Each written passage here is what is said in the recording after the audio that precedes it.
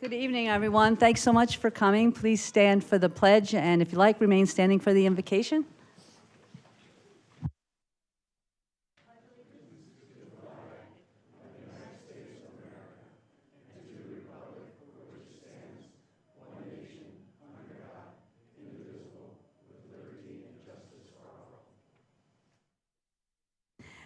Pastor Keith Pavia from Christ Church. Hi.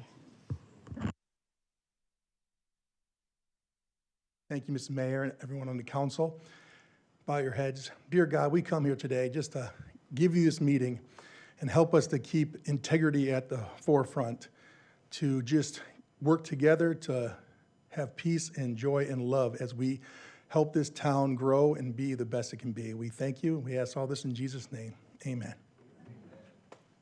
Thank you.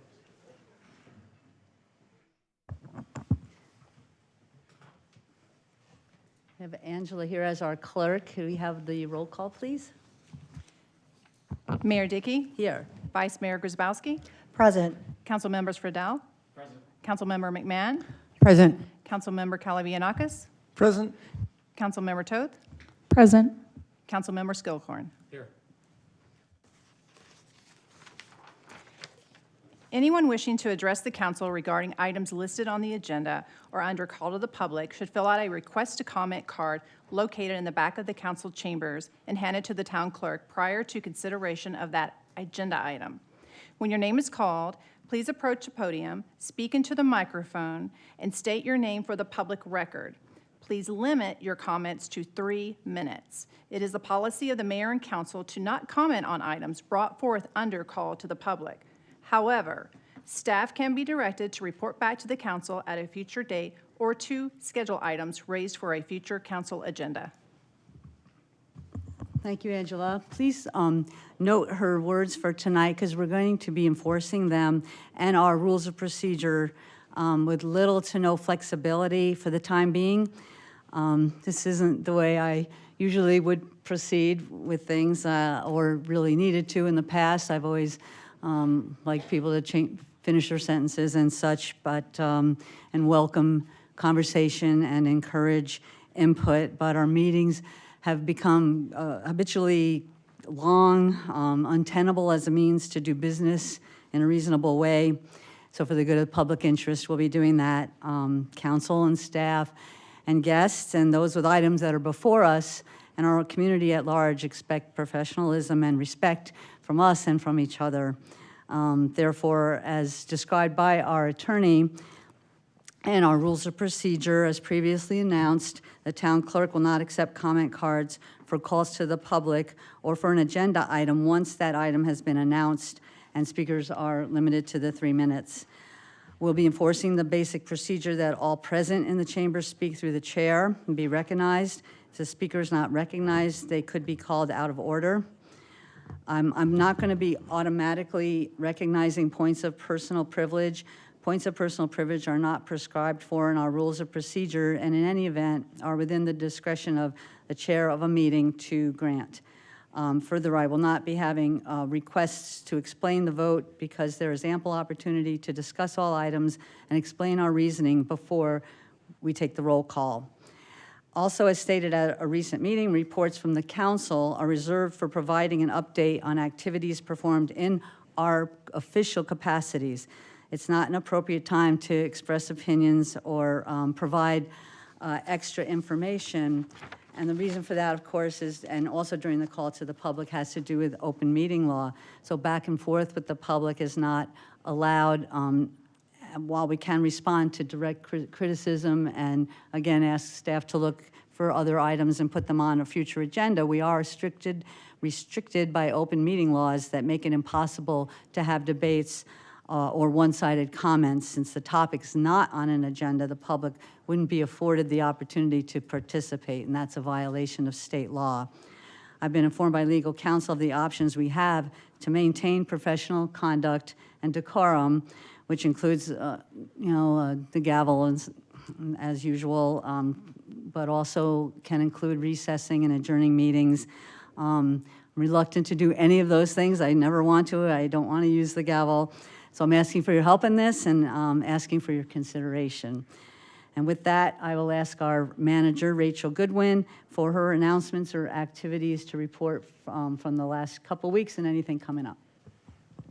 Thank you, Mayor, Council, guests. I just want to give a little credit to all of the events that we've had going on. Last weekend was no exception. It was beautiful. We had our skate park competition where we had 37 competitive entries, as well as over 200 spectators come out to enjoy our new skate park.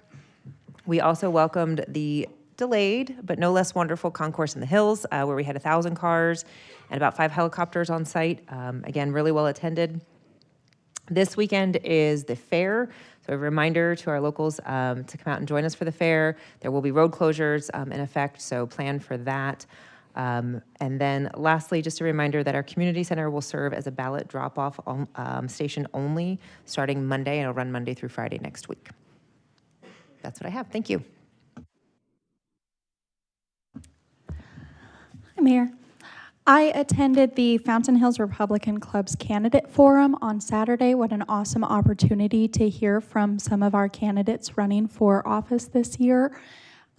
We had, of course, Councilmember Friedel, Gail Earl, Matt Corrigan, Rick Watts from our Planning and Zoning, and it was really exciting to hear from them. So just a cool opportunity to let your voice be heard and let voters make their decision this year. I feel like it was a really long 2 weeks. A whole lot of stuff went on. Arizona League of Cities and Towns, we actually only had one call this go round because we just had the switchover week where the Senate sends their stuff to the House and the House sends their stuff to the Senate. So we only had one call from them. I also attended the Fort McDowell Yavapai Nation Council inauguration. Their new president, Sandy Patea, used to be on the River of Time Museum board, which I have been on. So we all got a table. It was super exciting to see her get inaugurated as president of Fort McDowell. That was pretty cool. Of course, sadly, that means we have a vacant spot on our board because she can't do both. There's no way she has time to do both. And then I want to be excited about Stellar Student Day. We love today. It is so much fun to see the audience filled up and see the young people and the energy in the audience. Thank you guys for coming. Thank you for what you do. We appreciate you for being here. Thank you, Mayor. Thank you, Mayor. The skate park competition was unbelievable, very crowded, as Rachel mentioned, and also the concourse in the hill. It was a little bit slow in the early hours. Maybe a lot of people were at services, but it really picked up during the day, and I heard a lot of our vendors did really well down there as far as selling food in that. The farmers market is in full swing on Wednesdays here in town, and I did do a business retention call with Amanda, our economic development director, and it was a very interesting one, so thank you. Good evening, everyone. This past Saturday, Rotary held a health fair at the elementary school, and it was really, really great because it was there were a lot of vendors there, and they were all local business that have to do with the health and welfare of our community, and they are very engaged, and they offer some really pretty terrific services. Also, the community band played Sunday night, and it was really, really a nice event. The choir joined them, so it was extra nice.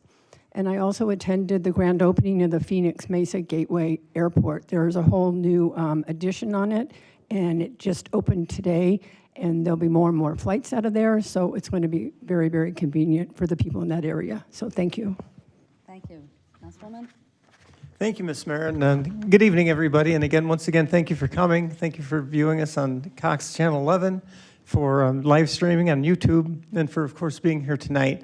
As our Vice Mayor said, it was an extremely busy 2 weeks, and so I'm going to take what I normally articulate as the things I've been doing, and I'd just like to narrow it down to just 3 things that I had a chance to represent the mayor, this council, and the people of Fountain Hills.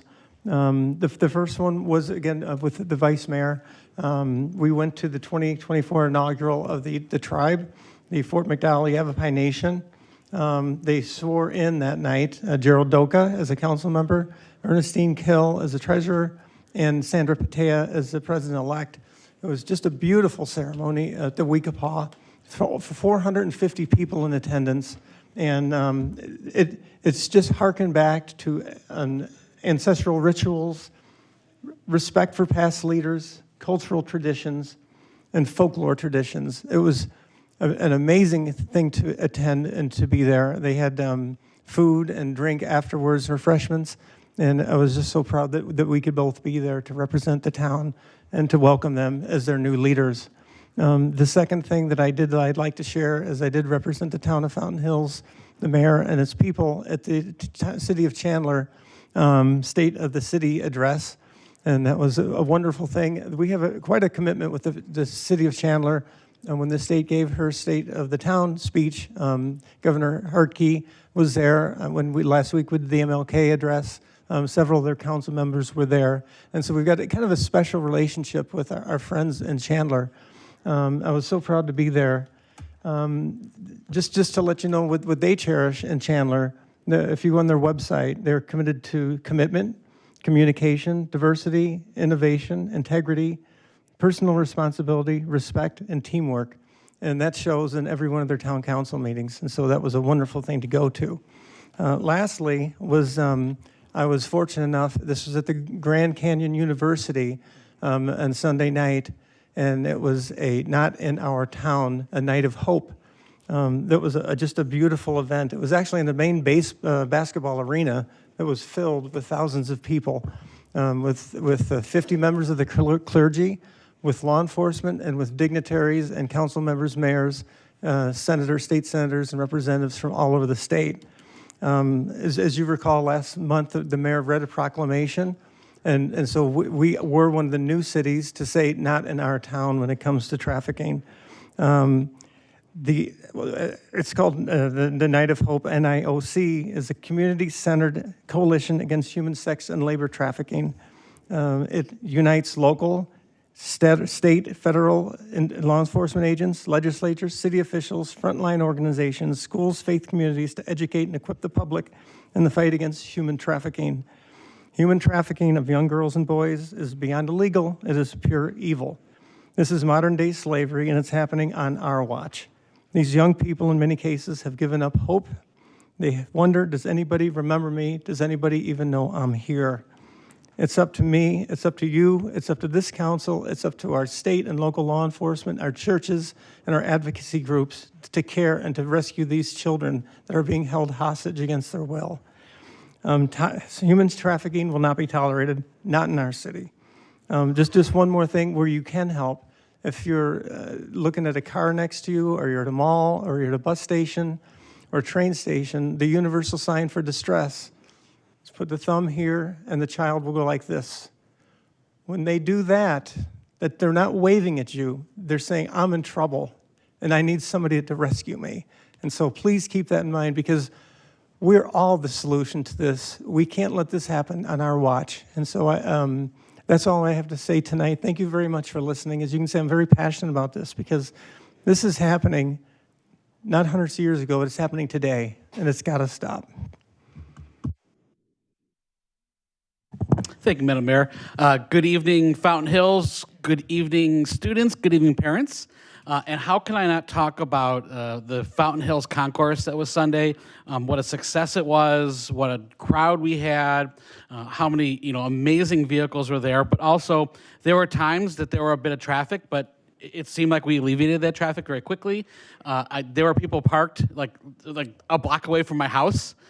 So there was obviously, parking spread out, so that it was maybe a problem or a challenge, but it just really shows that how successful that event was, what a great thing it was for our businesses here, and Fountain Hills really shined Sunday. It doesn't hurt that it was beautiful weather too, and frankly, I'm just reminded that that Fountain Hills is really a city set on a hill, and it cannot be hidden, and you do not light a lamp and put it under a basket, and that is actually Matthew 5:14. So thank you very much. It was just a great weekend, and that's my report for tonight. Thank you. Again, I'll remind council that we're reporting on our activities, and I appreciate that. I had a few things, just the Greater Phoenix Economic Council, Mayor Supervisors quarterly meeting, and they talked about the commerce authorities, four-year extension. I know Amanda's interested in that. Healthy international prospects, a lot of activity there. And energy grid resiliency is starting to emerge as an issue that is important to investors and businesses in the state of Arizona. 2024 non-attainment for air quality. Everybody's trying to figure out a way to comply so that we can keep our, what they call mega projects coming into the state. And then Prop 479, which is the extension of Prop 400. Then the League Executive Committee, which I sit upon, we were fortunate to meet with the governor in her office, and some of the things we talked about were rental tax, zoning bills, housing, and the sober living home bills that are going through the legislature now that we support very much. And last this morning, got to go to Coffee with a Cop, which was at the Starbucks at Target. So their staff, the Starbucks staff and the Target staff were there, the public. They came out to talk to our MCSO officers, and Fountain Hills Fire was there as well. So they were able to talk about topics, and it was just very casual and get to know each other. So that was very, very nice of them. And Target is talking about being interested in taking a more, I guess, position, like make a difference day and things like that. So it's really cool.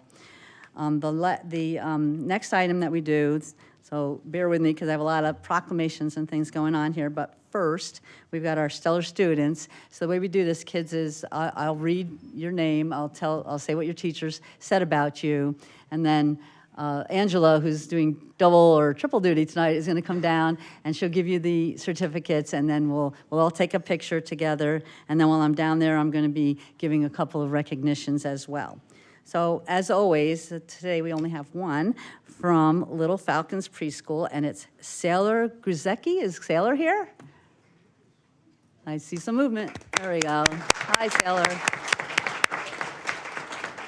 Oh, Sailor was selected for Stellar Students because of her tremendous growth this year in all areas of development. Sailor is excelling in her academic growth, and I'm so proud of her. Sailor is helpful to adults and peers. She's a very good friend and very patient with peers that are still learning. Sailor organizes play and takes on a leadership role, which is so helpful to her younger peers, She doesn't leave anyone out and is always kind and understanding. For these reasons, I am nominating Sailor for Stellar Student of the Month. Sailor. Next, we're going to McDowell Mountain Elementary School, and it's Ellie Habicht. Is Ellie here? Hope I said your name right. Ellie is always a stellar student in PE class. She sets a good example with her positive attitude and efforts. She always does her best and is a good friend to others. Ellie is always willing to help others and provide support. She is kind, compassionate, and respectful, and a pleasure to have in class. Ellie. All right. Next, we're from McDowell. We've got Keaton Baxter. Is Keaton here? Come on up, Keaton. Keaton is a stellar student in PE also. He always does his best in the activities. He's very athletic and a great basketball player, but the thing that makes him a stellar student is his positive attitude. He's always smiling, he's kind and respectful and helpful with cleanup after activities. He works hard, plays by the rules, and demonstrates good sportsmanship. Keaton Baxter. Moving up to the middle school, we have Ashley Aguilar Navarro. Is Ashley here? Come on up, Ashley. Ashley comes into class ready to learn daily. I've never have to ask her or remind her to get out her materials for the day or start her work. Her calm demeanor makes it easy to have her work makes it easy to have her work with any student. Ashley is hardworking and a complete joy to have in my class. Ashley.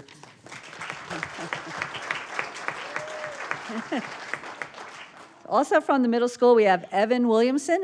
There he comes.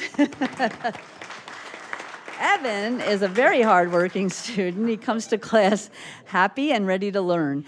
His home and classwork is always completed, and he has no problem helping others. He participates in class activities, and even when the task is challenging, I'm always impressed by Evan's focus in class and his friendly demeanor. He's a joy to have in our class. That's Evan. Now we're going to the high school, and it's Allison Gret. Is Allison here? Allison, come on up. She is an awesome kid in the classroom and out. She maintains good grades and really takes responsibility for her learning. She goes above and beyond as a student to ensure she's getting the most out of the class that she can. Outside of the classroom, she participates in extracurriculars like cross-country and band, representing a well-rounded Falcon. She also volunteers at various events just because she's a good human. She's the epitome of the Falcon way and definitely a stellar student. Allison. And from the high school, we have Joshua Harris. Is Joshua here? Come on up. All right. Joshua embodies responsibility and excellence. He is a committed student, not only submits his work on time, but even if he's absent, he takes ownership and makes up his work and keeps pace with the classroom. He's always striving for excellence in all he does. Joshua. Whoops, I gotta take this with me here. All right, you guys have to get close together. We're gonna get a picture taken for the newspaper, okay? There you go. And then right there. Oh.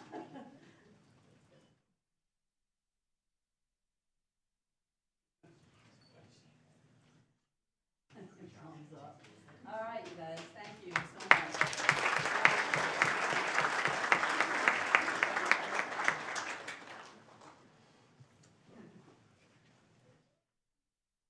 Okay, so now we're going to go to a proclamation, and then we're going to do a recognition. So the first proclamation we have is for Government Communicators Day, and I think Bo Larson is the man of the hour. Where are you? Oh, there you are.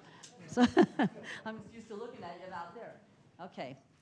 So whereas the role of government communications profession is to inform, educate, and engage their communities, and whereas robust communication in government creates trust and inspires residents to take action and be involved, and whereas government communications create relationships and calls to action, builds awareness and understanding through storytelling, and foster engagement on civic issues using all channels to include people in critical decisions. And whereas it is essential to have strong communications in government because it's a foundational element of living in a democracy where citizens have the freedom to make their voices heard, and whereas the town of Fountain Hills has deep gratitude and recognition for government communicators' professionalism, dedication, hard work, commitment, enthusiasm, and sacrifice. So now, therefore, I, Jenny Dickey, Mayor, do hereby recognize February 24th, 2024 as Government Communicators Day and extend appreciation to our government communicator, that's a mouthful, Bo Larson, and to all who have dedicated their careers to ensure effective, impactful, and successful communication strategies that resonate and are relevant. Thank you, Bo, and you have to talk. I don't know what to say. Well, thank you very much. Government communications is quite the profession, especially during these times, but it's one of the first lines of information that residents get. Starts with us. I share with Bob, I share with regional media, I share with national media, the good and the bad and the ugly. So it's all about getting the word out. It's about promoting events and promoting this great town of Fountain Hills, and I know I'm one of the luckiest guys around in the world of government communications, so thank you. I have to do a selfie. Oh my gosh. Since I can't get my own picture, we're going to do a selfie. Take a selfie. All right, so. There you go. Thank you. Thanks, Bob. It's supposed to go a non-selfie. Oh. All right, thank you. So, is Kevin Beck here? Come on up. You get to hold the heavy one here. Oh, wow. How are you? I'm fine. Good, thank you. All right, now I have the big writing. So this is our recognition of Kevin Beck. We'd like to express our gratitude to Kevin, who has served with distinction on the Strategic Planning Advisory Commission since his appointment by the Town Council in 2022. Throughout his tenure, Kevin has proven to be an involved and esteemed member of the Commission, providing significant contributions to key initiatives such as the 2022 Strategic Plan. The Town Council and his fellow commissioners are grateful for his dedicated service and the positive impact that you've had through your work on the Strategic Planning Advisory Commission. So we want to thank you and ask you if you'd like to say a few things. Well, thank you. Thank you very much. We love Fountain Hills. Been here about 13, 14 years. And what a treat, and meet a lot of good people on the SPAC committee, and also with the International Dark Sky Development Center, which some of my friends are there. We made a quick move, be with our grandkids, getting old, downsizing, and being with family. So no longer here in Fountain Hills, unfortunately, but thank you. Well, we appreciate all your work. Thank you so much. We really appreciate it. Thank you. All right. Everyone, for your indulgence here.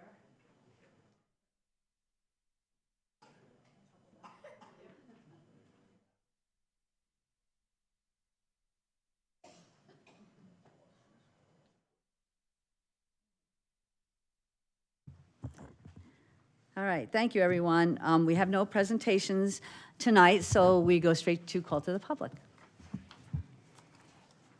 Thank you, Mayor. We're going to start first with Crystal Kavanaugh, and then next will be Barry Warborski. Good evening, Mayor and Council. P&Z is the usual setting to obtain pertinent information that the Council needs to make fully informed decisions. P&Z asks the hard questions, gets the details and minutia regarding the specific development plans. They rejected this rezone due to the lack of key information, but just a few weeks later, you disregarded their concerns and you approved it. Had you seen the specific plan with the specific development agreement regarding the 316 high-density, 55-foot high apartment project with parking garage that you approved? No, you didn't. You saw a glossy, pretty picture up on the screen that they weren't even locked into. You then approved it 4-3. Since you voted on it, it does not go back to P&Z to get the details worked out. It does not come back to the council for any input. Without the referendum to slow this process down, it will be left entirely in the hands of John and Farhad to make any and all decisions about what's acceptable. No more input required from anyone. The council approved the rezone without a clear development agreement. This particular developer may not even be the one to build it. Did you think of that? If he sold the property to someone else with this rezone and vague guidelines, what would they choose to build? While collecting the over 1,800 signatures for the referendum, we found that many residents had no idea about this project. Some were just hearing about it. And why? Because there was only one public meeting with this town council. It did not go on over several transparent meetings in the public forum, as it should have, in order to nail down the necessary details and provide time for the public to become aware. But I have some questions. Just before being voted down at P&Z, when Clayton pushed for that premature vote, why would the developer not want further discussion to make their case? I know commissioners did give them that option. Why would the developer be so confident of a yes vote as to quickly proceed on to town council? Why wouldn't the developer think that he should make some modifications, such as changes to density or height, for example, perhaps add more green space, or add more parking, or even throw in a traffic light? Or how about presenting an agreement for a specific plan? Things that could encourage a council or community to get on board. Shouldn't a council take the needed time to get the best for their community? Why would a council have 4 prepared speeches ready to go January 17th when they hadn't even heard the developer's pitch that night or concerns from the public yet? If there was indeed a parking agreement, were all the council members aware of it or just one? In the rush to approve the high-density rezone without complete information, along with pushing community members to withdraw their signatures from petitions, the town council, and the chamber did a disservice to the residents. And that's why we have a referendum.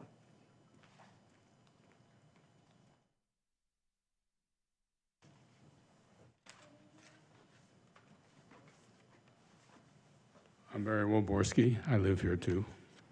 And my talk isn't going to be as exciting as the last one. Some time ago, several council members spoke to our MCSO officers about spending more time patrolling in the neighborhoods and less time hiding on side roads and parking lots with radar guns. Seemed to work for a while, but the situation has returned and has gotten even worse than it was before. And last week, I've seen a deputy parked on Arista Lane twice with their radar gun. Arista Lane, as you may know, is about a half a mile west of Fry's and is right at the edge of our community. If this deputy had to respond to an emergency in town, he could not be further away and still be in town. With our uncertain MCO staffing, this could be a major problem. I live on Sunset Drive. I've lived there for 4.5 years and have never seen a deputy patrolling my street, ever. Our MCSO contract bills us for 300,000 miles per year of driving. I think since we're paying for all those miles, we ought to use them by having the deputies patrol the neighborhoods.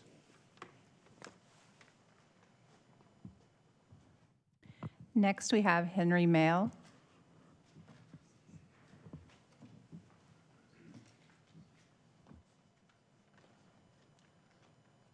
Good evening, and thank you, Mayor, council members. My name is Henry Mail. I lived here for 20 years, and I'm, in full disclosure, an independent running for town council. But that's not why I'm here. First, I just want to say that I'm dismayed that despite due process taking place, and that what I think is the right move to help spur economic growth and vitality to this town and this community, we have people trying to undermine it with a call for referendum. And being told that it doesn't cost anything to do that is disingenuous and misleading in all means, because there is indeed a talk. There is a cost to this. Secondly, and again, I'm going to be short, I do want to call upon the council to adopt proper decorum. What we saw here at the last meeting and what has been going on here for a while is, well, it's embarrassing as an adult. My wife and I have disagreed on every political forum there's been for 33 years, but we love each other, and that's okay. You can be different. We don't have to agree, but we have to respect people. And that did not take place 2 weeks ago, and it has not been taking place uniformly recently with this council. And that's a shame. It is an embarrassment. You're adults. You're grown-ups. You've been elected by the town to represent the town, not a faction, not a person, but the town as a whole. You sitting up there, and if God willing, I make it up here, it's my job to represent everybody and to recognize everybody, but I don't have to understand or agree with them. I do have to respect them. And I'm asking and imploring this council to start respecting everybody. That's it. Thank you for listening.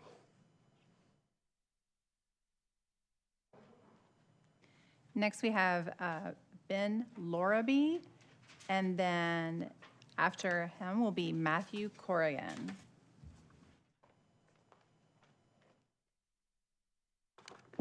Howdy, y'all. I'm Ben. So I want to address what happened in the last council meeting, which was also my first, and from what I understand, most are not that rowdy. I'd like to address the fact that multiple council members sitting here today were called bigots for claiming that children are indoctrinated, groomed, and irreparably harmed by the LGBTQ movement and its allies, which puzzled me, because not only are all of these things true, it's impossible for anybody to deny them. So I figured I should drop by to correct the record. To claim that I heard that assaults don't happen in gender-neutral bathrooms, this is a lie. See Irvine, California, or Riverside rather, where a student assaulted girls after flashing them in the locker room and then proceeded to beat them once they confronted him. See Peoria, right up the road, where a student was assaulted by another dysphoric student after he told him to stop scaring girls in the women's locker room. And of course, we all know Loudoun County, Virginia, where a couple of years ago, multiple girls were assaulted by a student who was allowed to use whichever bathroom he wanted. And of course, before anybody says that these are anecdotal evidence, just note that in a survey of trans-identifying inmates in Canadian prisons, half were convicted of sexual assault, and upwards of 90% were convicted of violent crimes, well above the general prison population. It's important to note this for the same reason that after transitioning, people become more at risk for self-harm and depression. Why? For the simple fact of the matter is, when you deny somebody is in a false mental state, you put them at risk for continuing to deteriorate and then to harm themselves and those around them. Now, to the claim that I heard that children are not being groomed, this is also a lie. In Appomattox, Virginia, a student was trafficked because her guidance counselor refused to tell her parents. Sir, what does this have to do with business for the council? I'm getting there. I'm getting there. I'm sorry? Call to the public is for business. It absolutely does have. Yes, and I'm getting there. And I'm getting there, and I reclaim my time. So a student was trafficked because her guidance counselor refused to tell her parents that she was transitioning. Instead, she was referred to an anonymous, gender-affirming online forum that allowed her predator to court, stalk, and then abduct her. To the claim that I heard that transitioning does not harm children at all, this is a lie. The puberty blockers used on dysphoric teenagers permanently sterilize them. Other drugs that are used in the transition process cause a lifetime of health complications, ranging from mood swings, depression, osteoporosis, heart attacks, and multiple forms of cancer. And I wish to say to the council members that pointing this out does not harm anybody. What does cause harm is ignoring the generational damage adults that should know better are inflicting on children to satisfy their own ideological and sexual preferences. So to council members, I say, you've done nothing wrong, you've said nothing wrong, so please ignore the noise and then get back to work. Thank you.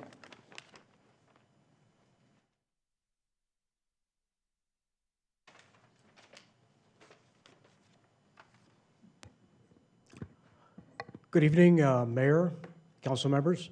Matthew Corrigan, homeowner, full-time resident, Fountain Hills. I'd like to preface my written remarks tonight by saying that I'm encouraged by the mayor's address previous to this meeting, and I thought indicated maybe a change in the way that we proceed, maybe not. I support the U.S. Constitution First Amendment to free speech for all speakers in Fountain Hills, with the exception of those who violate Robert's Rules of Order. In regard to disorderly conduct, threatening behavior, physical confrontation, and profanity. I do not support overreaching attempts to constrain speech, as I stated to this town council on August 6, 2023, in regard to Resolution 2023-30, which was rife with censorship. When I attended the 2/6/24 town council meeting 2 weeks ago, in regard to resolution, I was very disappointed with the mayor, and let me tell you why. Her apparent inability or unwillingness to control the meeting disturbed me. Councilmember Skillicorn and Councilmember Friedel were vilified by a speaker when questioned by Councilmember Friedel if the speaker was the source of a falsified, vile, lewd, and inflammatory image of the 45th President of the United States. She then made aggressive and threatening, profane-filled remarks directly pointed at Councilmembers Friedel and Skillicorn. The speaker later left the meeting while screaming profane slurs while exiting the building. The meeting was brought back to order, unfortunately not by the mayor, but by the town attorney who shouted, "Stop!" and called for order. The mayor seemed to defend rather than admonish, in my opinion, the disruptive behavior of the departing speaker. View the video if you don't agree with my stance. You can do that and judge for yourself. I suggest you begin with 1 hour and 20 minutes on the video, or if you like, view the whole thing. It's your council, it's your decision, and as the public knows, full visibility is important. My hope in bringing this subject up tonight before the public is to encourage the mayor to use more discretion in the future. I'm encouraged by what she said previously. Thank you.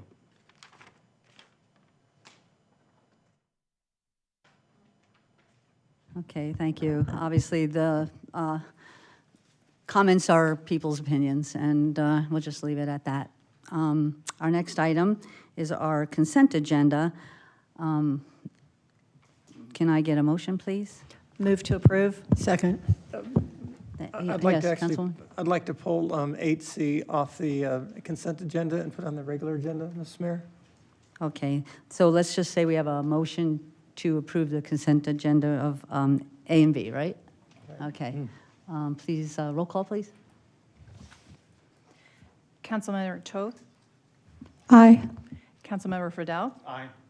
Councilmember Skillicorn, Aye. Councilmember Calavianakis, Aye. Councilmember McMahon, Aye. Vice Mayor Grzybowski, Aye.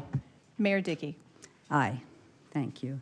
So what we do in these circumstances is take that item and make it the first one on the regular agenda.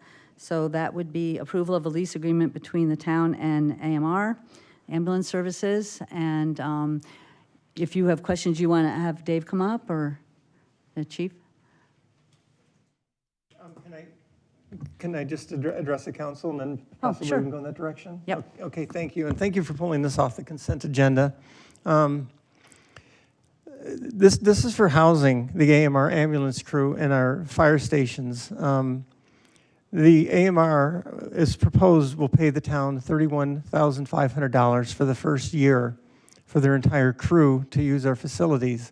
As we all know, with all the talk about apartment buildings and how expensive it is to live in Fountain Hills, $31,500 is what I think it would take to live at Park Place for a single person for the year. And so it just seems to me that that figure is extraordinarily low.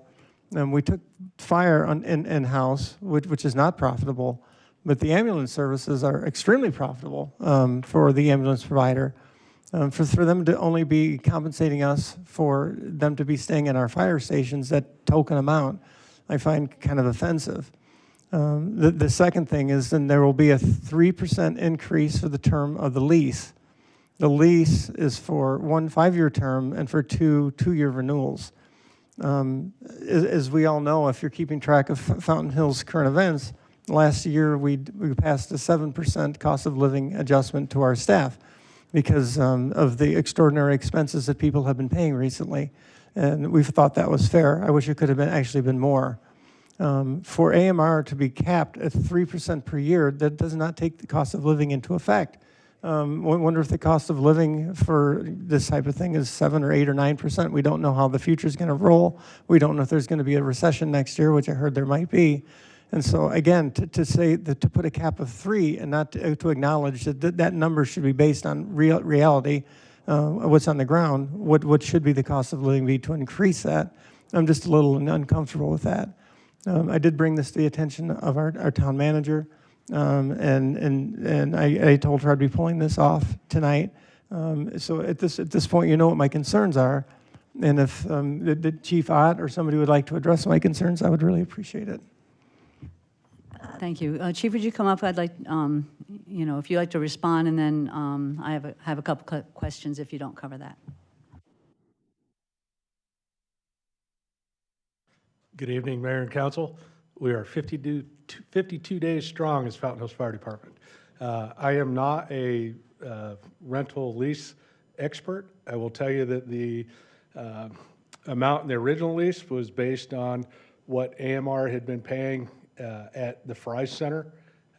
We had, to give you a little background on that, around 2005 when Scottsdale Fire had gone on their own, it left a hole in the west end of town for stopping the clock on medical emergencies. Chief LaGreca had thought that if we put one of the ambulances in a storefront on the west end of town, that would help with our responses in those areas and get ALS response much quicker than when the ambulance was coming from the old Station 2 location down on Saguaro, kind of behind Target. The original fee was based on what they had been paying at the Target Center at that point, up until 2018 when we moved them into the new Fire Station 2, and that works out to about $2,600 a month at the $3,100 or $31,000 a year. So at that point, it seemed that was a reasonable expectation for rent. They do occupy 2 rooms and have bathroom, shower, and cooking facilities in there. I don't know what that breaks down to square footage, but it's much less than a studio apartment, I would think, as we come into the two modest bunk rooms that they occupy. It also gives them the ability to park the ambulance. It's, as we saw with their original proposal when we asked for 2 ambulances and they were wanting a subsidy on that, most private ambulance companies that have responses and contracts across the country are looking for some sort of subsidy. We were able to get them down to provide us 1 ambulance full-time here, and they're moving a second ambulance up at peak times, which for us is really the hours between 7 a.m. and probably 5 p.m. We seem to double up a lot of calls at that point. So they're moving that other ambulance up here, again, without the contract that requires a subsidy. We're not giving the space away, and we think that, from our side, that we think it's a reasonable expectation. It was tied to the original fire contract, and the original fire contract itself had the 3% escalator per year in there, and that, again, reflected back into the lease agreement that was there. Once the fire contract went away, the lease agreement was tied to that. When there was no fire contract with Rural Metro, there was no lease agreement for AMR, up until the point that at the end of December, when we had finalized that they were going to still provide service to us and that they needed a spot in town, that made it beneficial to them to be able to come in and occupy that space at that lease. It might affect the relationship between what they're able to provide if they had to pay more money for a storefront. But we'd like to think that we have 100% occupancy rate in our buildings.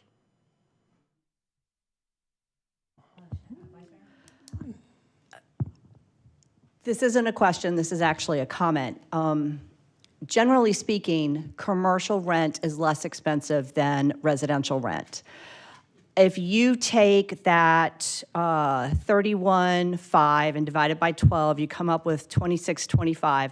And granted, I don't know exactly how many square feet the people are occupying. So instead of dividing it by square feet, what I'm doing is I'm going to divide it by $21, which is the going rate, $21, $22 per square foot for some of the commercial spaces here in town. That comes up with about 125 square feet. I imagine they're renting much more than that. I just wanted to go through the math portion for you so you can see where we are commercial rate-wise. While I agree 31.5 is a little inexpensive, not a whole lot when you use the $21 calculation, but in all honesty, commercial rent is way cheaper than residential rent. I have talked to a number of business owners that have said that if they could rent something to live in for what they get their commercial rate at, then this would be the city that they would live in. But unfortunately, it's not, because we don't have that going for our market rate. So anyway, that's a really long way to say, I think we're good with the 31.5. 30% might be a little low, but if that's something that we were doing before, I feel like we need to stick with that number. Thank you. Okay, thank you, Ms. Mayor. And just to illuminate further, how big is the crew and how many people are we housing? 2 people for a 24-hour period. Okay, and they serve the whole 24-hour period? Correct. Okay. And then is the food included in that? And No, they provide their own food. Okay, good. Their own other living supplies, sheets, blankets, that type of thing. Okay, good to know. I think Brenda's point was 3% ongoing is a little bit light when inflation is all over the place. So maybe is there a possibility of tying it to the CPI? It's a commonly used index. And then you don't have to worry about what they're paying right now. And also, commercial space in town is right now between $14 and $16 a square foot, depending on whether it's land or office. But just my thought, tie it to an index and let it float, if we can. Mayor and Councilman Friedell's point is, I understand his point. If we're going to go down the road of talking about the substance of the agreement and getting into renegotiation of it, I would suggest that we recess into executive session to have those discussions and that they not take place publicly. But if we're not going to go down that road, then there's no issue. I just want to point out that Chief said that this amount was tied to services that we were getting, and by increasing the rent, we may be touching on the level of service that we get. So I wouldn't really be in favor of doing that. And I just also wanted to ask a little bit about the idea that ambulances are that profitable. Do you have any thoughts on that? Mayor, Council, I have my own thoughts on ambulance service in the fire service. There is quite a bit of fire-based ambulance service across the country.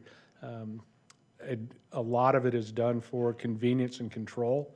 I think that it would be hard-pressed to find very many fire chiefs to say that the ambulance portion of their fire service is a very profitable and equitable service. What it does is it gives you full control over what you're providing for your residents, and I think there's a value in that you can't put a dollar amount on.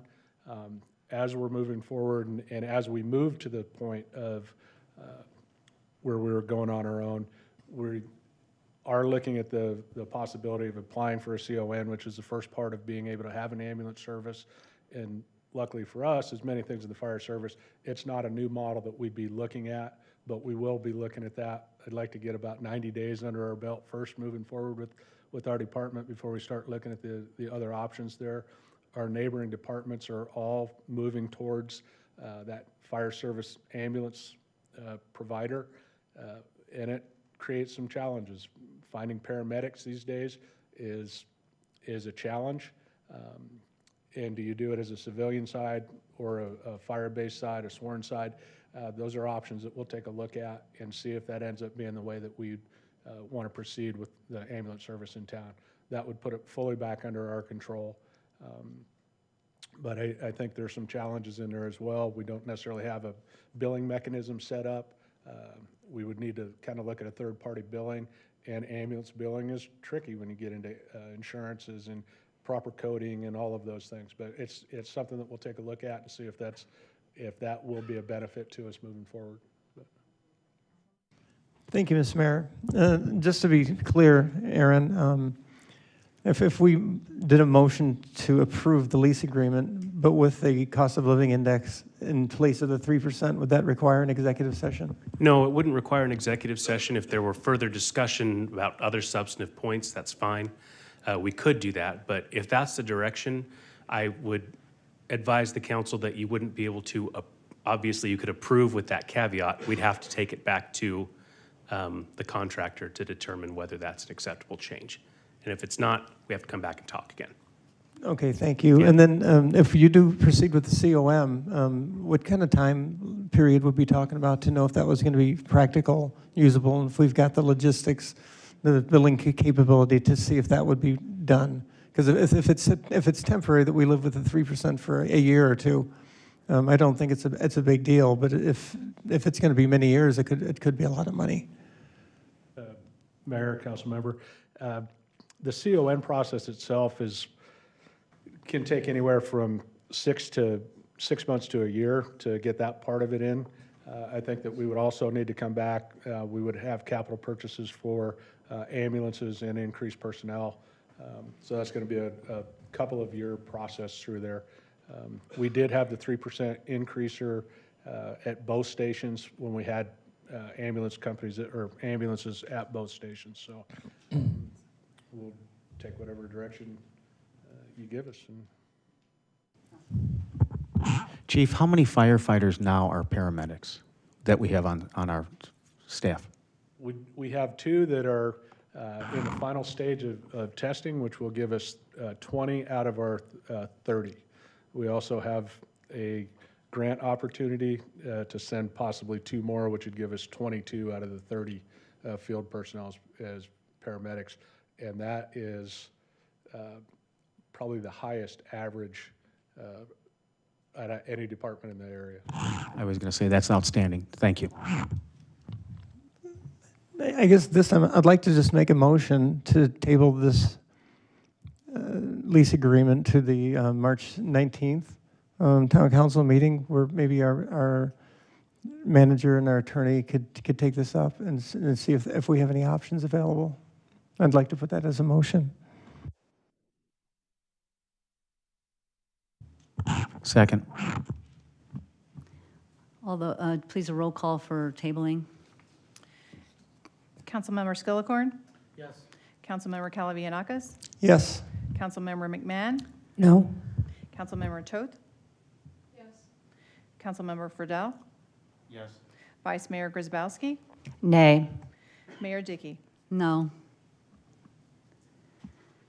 So we'll table it till the 19th.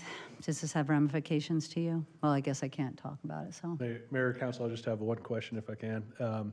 We currently have them in place. How would you like us to proceed with the lease payments at this point?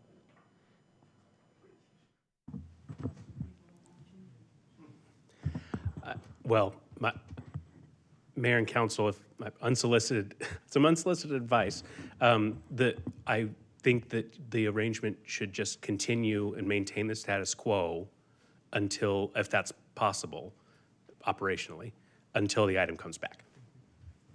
Yeah, I think that's reasonable, and that's how I'd like to proceed. Just status quo until we can just meet for one more council meeting.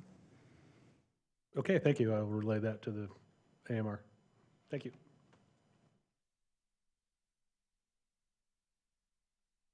Our next item is approval of recommendation for the appointment of a member to the town's boards, commissions, and committees. That would be that town staff recommended that we appoint Randy Crater for a partial term, February 1st, 24 to April 30th, 25, to the Strategic Planning Advisory Commission. If Randy is here, I would say congratulations and thank you for your service. Do I have a motion to approve Randy Crater for a term to the Strategic Planning Advisory Commission? So moved. Second. Roll call, please. Councilmember Calavianakis? Aye. Councilmember McMahon? Aye. Councilmember Toth? Aye. Councilmember Friedel? Aye. Councilmember Skillicorn? Aye. Vice Mayor Grzybowski? Aye. Mayor Dickey? Aye. Thank you very much. Our next item is approval of actually sunsetting our McDowell Mountain Preservation Commission. Rachel, would you like to kick it off, please? Sure, I can do that. I've had the pleasure to work with the MMPC for a number of years in different roles, and they are a fantastic, hardworking group and have done a lot for our town. The MMPC was founded to help establish and create the Adero Canyon Trailhead. As we know, that trailhead has been established and is a well-loved and well-used amenity in our community. That was sort of the charter purpose of the commission. And after the trailhead was founded and established, they continued to work to help us develop standards, help us develop guides, help us develop operational procedures. And as they have finished that process, they, among themselves, as part of the commission, have decided that they feel like their purpose has been served. So they did take a vote internally to recommend sunset of the commission. I know a number of them are here. I know Kevin, who is their current staff liaison, is here, so I'd be happy if anybody would like to speak. All right. Thank you. I understand that several members are here, so I'm going to call your name if you come up, and then I will read what your peers have said and present you with the plaque. So I think that Sherry Irwin is not here, but I do want to mention her. And Brian Jennings also, I don't believe, is here. Bill Craig, come on up. Scott Grzybowski, I know I saw you. Janice Holden, and Steve Nerney, and DJ Willard. All right.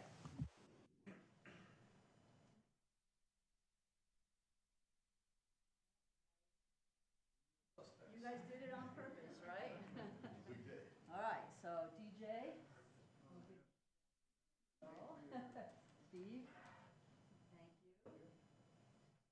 Bill and Scott.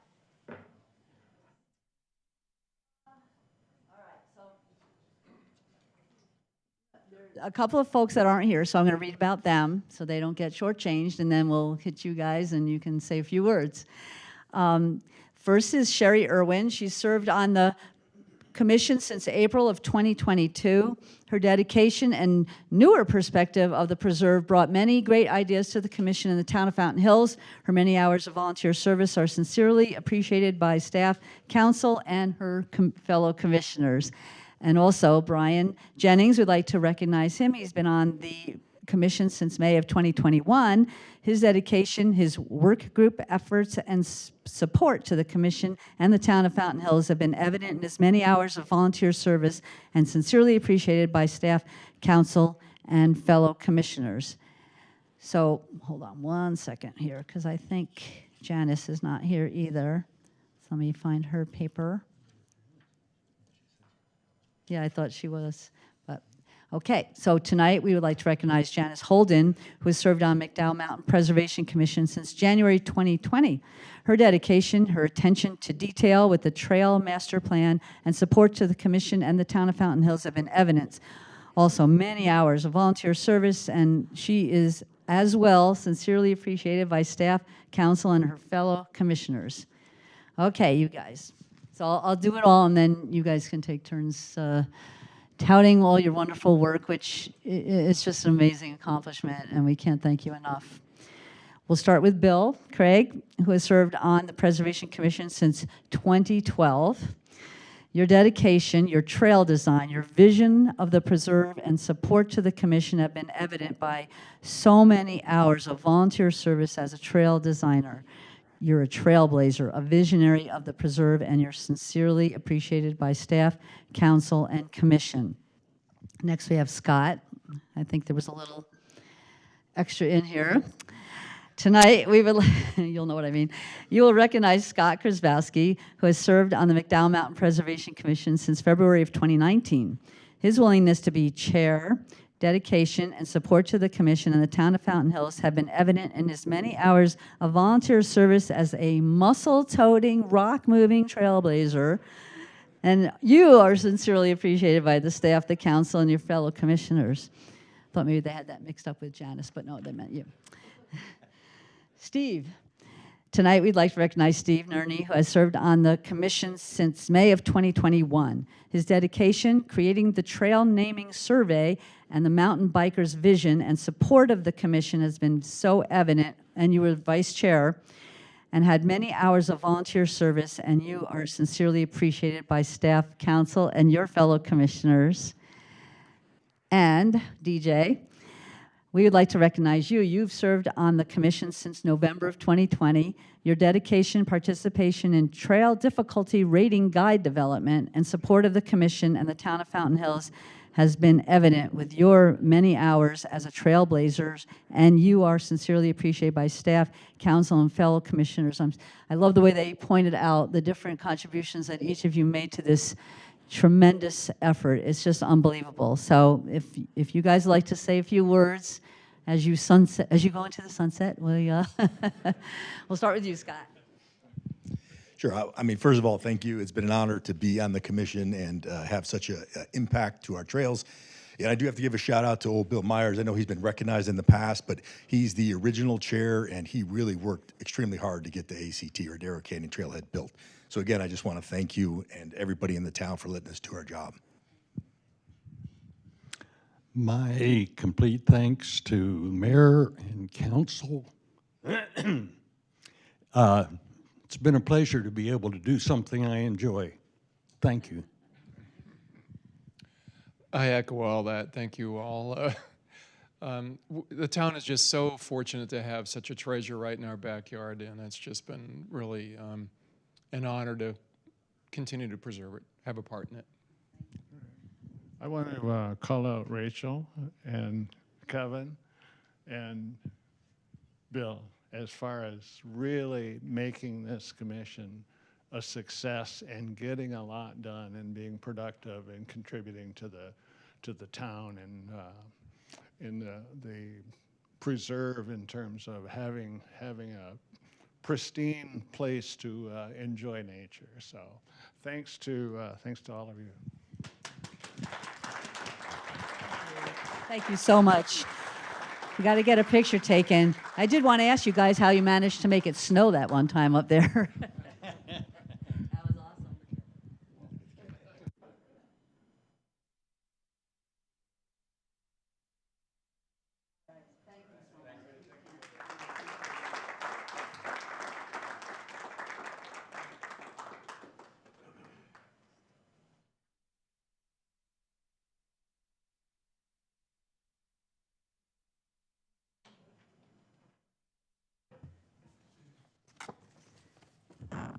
Thank you so much, again, for your hard work. And speaking of, our next item is approving the lease agreement.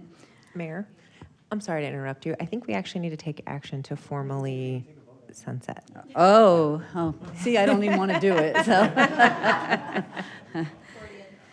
Okay, who wants to make the motion? I'll let you do it, Sharon.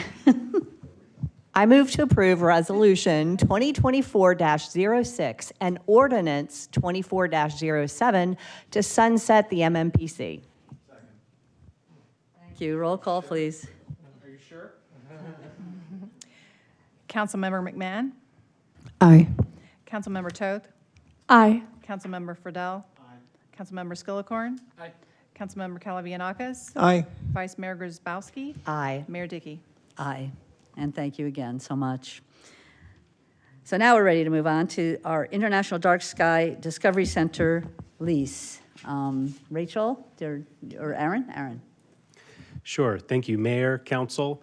You are all aware of the reason we're here tonight is to approve a long time coming and long-awaited lease agreement so that this project, the International Dark Sky Discovery Center, can get underway. You're all aware of the terms of the agreement. We've discussed them both in executive session.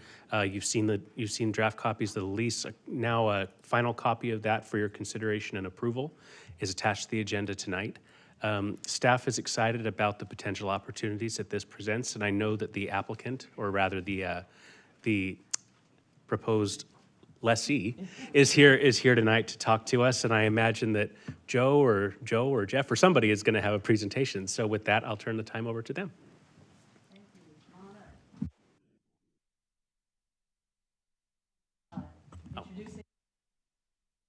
Just pulling up the PowerPoint. A jack of all trades. Thank you, Amanda. Good evening, Mayor, council members, staff. Jeff Yazetta, resident and board member of the International Dark Sky Discovery Center. I believe the last update that we provided was in 2022 after the site plan was approved. So obviously the lease agreement is a major checkpoint for both our organization and for the town. So wanted to take a few minutes to give you an overview and bring you up to speed on where we're at. So let me see if I can figure this out. Okay. Some highlights and an overview of the International Dark Sky Discovery Center. First, it's a 23,000 square foot, first of its kind STEM facility that will be located here in the town's Civic Center complex adjacent to Centennial Circle. The major interior components are the Dark Sky Observatory, which will feature a 27.5-inch plane wave telescope, which when installed will be the largest mounted telescope in the greater Phoenix area. Pretty exciting. The Hyperspace Planetarium is going to seat 66 guests and will feature 3D technology where we'll be able to give you the point of view from anywhere in the universe. The Inspiration Theater will seat 150 guests and will have state-of-the-art projection and sound system technology. The Night Sky Experience is an interactive exhibit hall that will go into the history of light pollution and its negative effects on plants, animals, and human beings. And the Einstein Exploration Station is a classroom setup where there will be a hands-on deep dive opportunity to learn more about the physics of light. One other item that's not listed as a major component, but I know Pluto came up during the last council session towards the end. I want to let you know that the Pluto Snack Station will be a part of the Discovery Center. So Pluto, which was discovered here in Arizona at the Lowell Observatory in 1930, will receive proper recognition at the Discovery Center. There are a variety of partnership opportunities that will come about potentially with ASU, community colleges, and local high schools. And there are a wide range of uses for the space when it's open. We can do things like lectures, research, tours, star parties, receptions, and much, much more. The facility has been designed by Swaback Architects and will be built by McCarthy, so we have partnered with two of the very best in the business to bring this facility to life. Some key historical dates. In 2015, the Fountain Hills Dark Sky Association was formed with the goal of preserving dark skies here in town. In 2016, Town Council unanimously approved the updated outdoor lighting ordinance. And in 2017, the town and the association fulfilled all the Dark Sky International requirements for a dark sky designation. January 8th of 2018, Fountain Hills was recognized as the world's 17th dark sky community. This is really important because as of today, I believe there are 46 dark sky communities worldwide, so it's a rare honor for Fountain Hills to have this designation. In 2019, the International Dark Sky Discovery Center Board was formed with the mission of dreaming up, designing, and ultimately delivering this incredible facility. In 2022, as I mentioned, the town unanimously approved the site plan and elevations. And April 8th, which is right around the corner, many of you are probably aware there's a solar eclipse taking place that day, but that is not the most exciting event occurring on April 8th. That is the day that we will be having our official groundbreaking ceremony, and we look forward to commemorating the start of our construction phase with all of you on that date. Current status and next steps. To date, we have raised a little more than $18.5 million for the project out of $25 million total. We are confident that beginning construction will generate a lot of positive momentum on the fundraising front. Our board of directors has been in contact with a number of charitable organizations and high net worth individuals who have expressed interest in making a contribution once we start to go vertical with this, so we are anticipating bridging the gap and completing the fundraising here in the coming year. Permitting. Plans were submitted to town staff on January 31st and are currently in review. We are anticipating comments back in the coming weeks. And on the construction front, McCarthy issued a call for bids in January. Those bids are due on February 23rd. They will then review those bids and come up with a guaranteed maximum price, or GMP, and what that means is that that's a contract where this is the maximum amount that we will pay to build the Discovery Center. We will have that figure by March 20th, and we will have a week to review and approve the contract. As I mentioned, the groundbreaking will take place on April 8th, and construction we are expecting to begin mid to late April. Once construction begins, if everything goes according to plan, fingers crossed, we are anticipating a soft opening summer of 2025. And Mayor, Council, with that concludes my update, and I will answer any questions that you may have. Thank you. First, I wanted to ask if we had any speaker cards on this item. The town received 105 comment cards. And out of those, 103's position was for, and only 2 against. And those, you can find those in your comment card packet. Thank you, Angela. Any questions or comments? Councilman? Thank you, Mayor. This is a really exciting time for the town of Fountain Hills, so I want to thank everybody for all their years of hard work and efforts toward this. We're looking forward to this. It's really exciting. Thank you. I would also like to say thank you very much. The dedication, the determination, and the drive that the board has had to bring such a momentous event, you know, and to have something like this educational, you know, in conjunction with our dark skies is just phenomenal. And I would like to personally thank you as well. And I would also like to move to adopt the resolution approving the lease agreement between the town of Fountain Hills and the International Dark Sky Discovery Center. So again, thank you. Second. Rush to second. Any other comments? A roll call, please. Councilmember Toth? Aye. Councilmember Friedel? Aye. Councilmember Skillicorn? Aye. Councilmember Calavianakis? Aye. Councilmember McMahon? Aye. Vice Mayor Grzybowski? Aye. Mayor Dickey? Aye. Thank you. Thank you all for all your work. Exciting.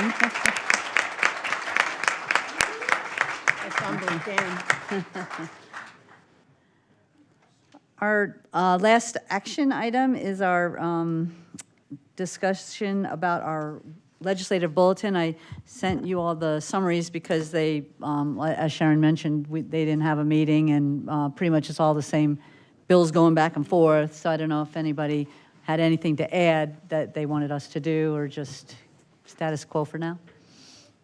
Councilman? I'm good with sorry. the city, sorry, I'm good. with Oh.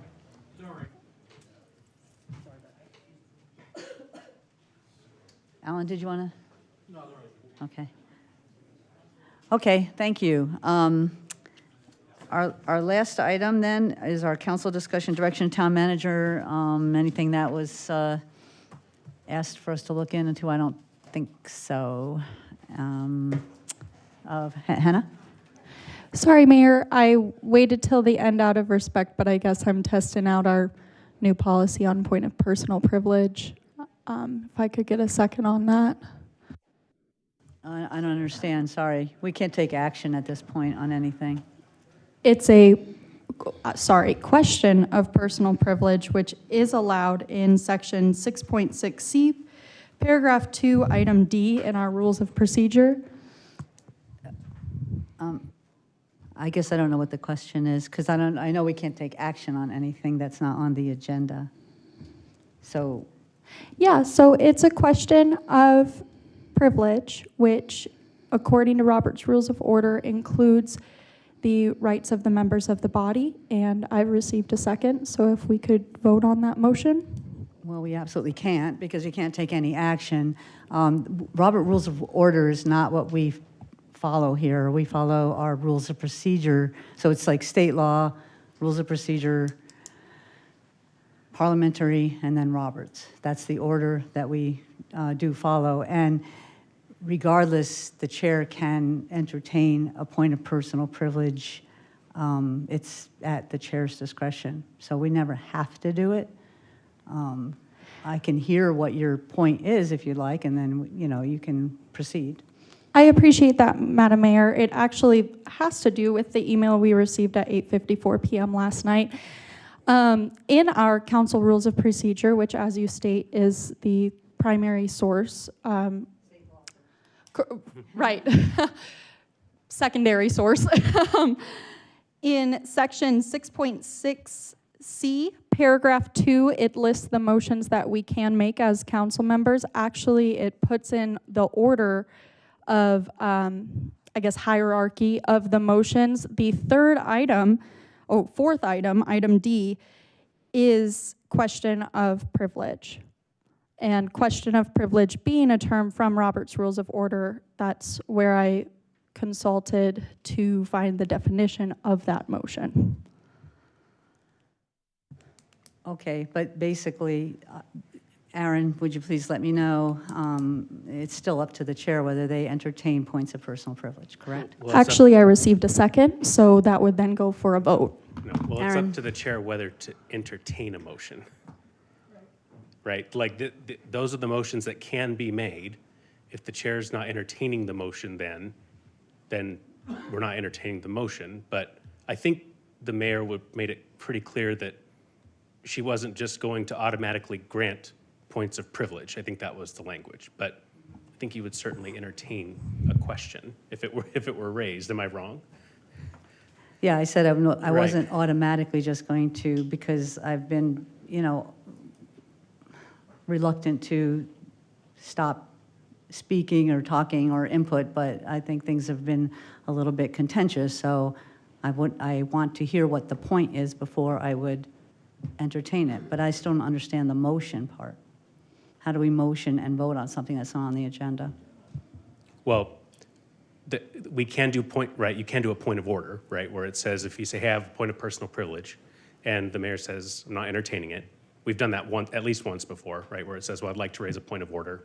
You can follow that procedure, right, to essentially compel the hearing of the motion, if that makes sense. I see. Yeah. Okay. Yeah. Yeah. So there's that. So the avenue's available is what I'm trying to say. It's built into our rules. Okay. Yeah. So point of order. I would like to say my point of privilege. Is that correct? okay. So I think I'm confused. So you have a point of personal privilege you want to make now. Is that what you're Correct. saying? Okay. Now I'm getting it. All right. So you're citing this. Okay. 1 second. Okay. 6.4a, presiding officer shall determine all points of order after consultation with the parliamentarian, subject to the right of any member to appeal such determination to the whole council. If any appeal is taken, the question motion, in parentheses, shall be substantially similar to the following: shall the decision of the presiding officer be sustained, etc. So tell them, my advice would be tell the mayor what the issue is, and then the mayor will rule on the point of order. I mean, there's no more business pending before, so it can't be about any business that's pending. But I would suggest explaining it. The mayor can rule on it, and if there's an appeal of that item, 6.4a says that's the process. Was that clear enough? Okay. That was perfect. Thank Got it. you. Okay, Mayor, the point of privilege that I'd like to address is regarding the rights of the body, and it is in reference to the email that we received at 8:54 p.m. last night. Considering the festivities of today, I didn't want to take away from those moments, but I do have major concerns regarding the rights of the body, and that would technically include the public, regarding that email. That actually, my job is a little easier now because you were kind enough to read the points of it. But what I'm trying to say is that I would like to address the body with my concerns of suppressing the voices of the body.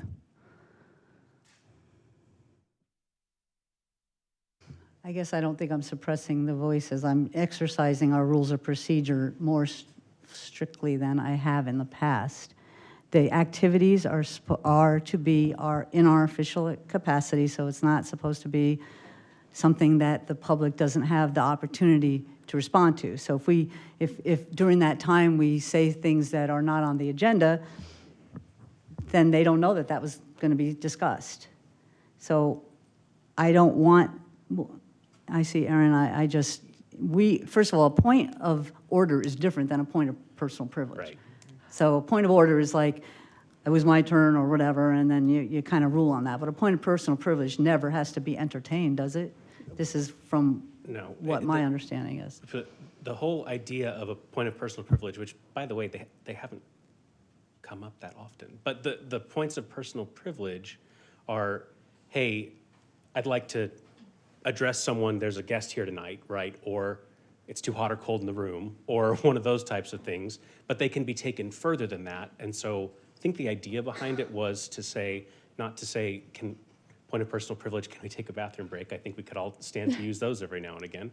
I think it was more along the lines of, if something is going way beyond the matters of business at hand, that frankly, we've got to start reining that back in, because it's been, I think we'd all kind of agree that it's been a little rough the last couple of meetings. Aaron, can I make a point? Sure. Mayor, can I? Mayor, may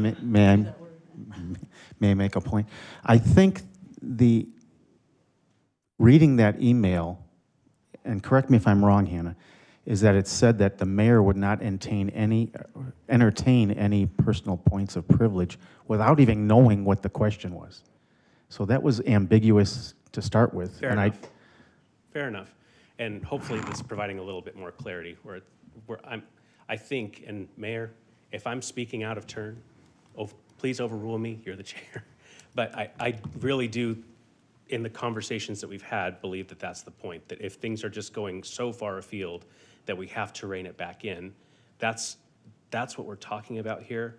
It's not to say I'd like to acknowledge the presence of somebody in the audience here tonight. It's not to clamp down on those sorts of things. I understand that. Mayor, if you don't mind, thank you. My main concern would actually, there was an example of this tonight where one side of the aisle 2 weeks ago was allowed to continue until they were thrown out of the room, and the other side of the aisle was gavelled and questioned during call to the public when they were specifically addressing something that was said to council members. While I agree that we need order in the room, I am very concerned that some of these acts are not being done equally, and I'm more so concerned considering that there's 2 mayoral candidates on the dais, that this is going to become some type of battle. I actually really appreciate that this is something that was read in the beginning of the meeting. As Ephesians 5 states, take no part in the unfruitful works of darkness, but instead expose them. For it is shameful even to speak of the things that they do in secret, but when anything is exposed by the light, it becomes visible. That was actually something I wrote down for my point of privilege, but my point being, this is something that the public should be aware of, that the council members should be thinking of, and that I think we need to discuss further. I agree with enforcing the rules of our council and our rules of procedure. I've actually been advocating for that for a long time, but day one, I'm already seeing it unequal. So I think we need to talk about this.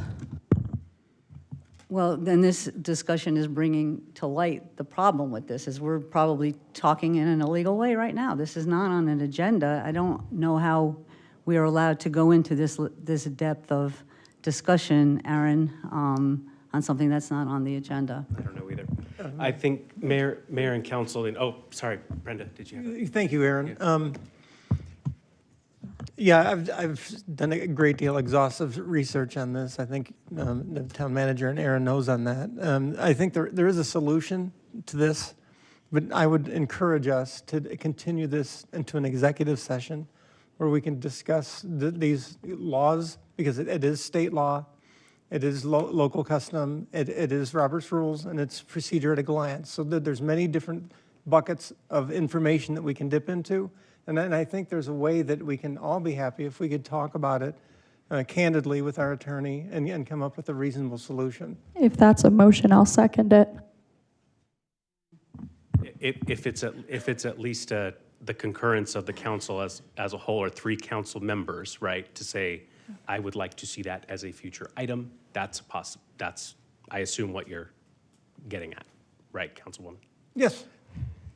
Exactly what I was thinking. Okay. I mean, I'm fine with talking about it in any way, shape, or form that's legal. Right. And everything that was in that memo was a legal memo, was a legal, taken straight from, anyway. Yeah. And I'm not admitting or agreeing with anything about being uneven in any way, shape, or form in any of this stuff. We can all watch the videos and see. And that's why I said, speak through the chair. People aren't speaking through the chair. They're not waiting to be recognized. So you can say I didn't take control. I did as much as I could. Yes, thank you for getting control as you did, but that should not be necessary, ever. And I'm trying to rein it in a mature, legal way right now. And so, yeah, I think I'm happy to go talk about it in any way you want, but I'm not happy talking about this right now because this was not agendized. And if it was, we probably would have had we would have had people here who were interested in speaking about it. And I don't like doing this. And I don't want to do it. So I think unless we have items for a future agenda, do we have anything at this point? We're going to adjourn.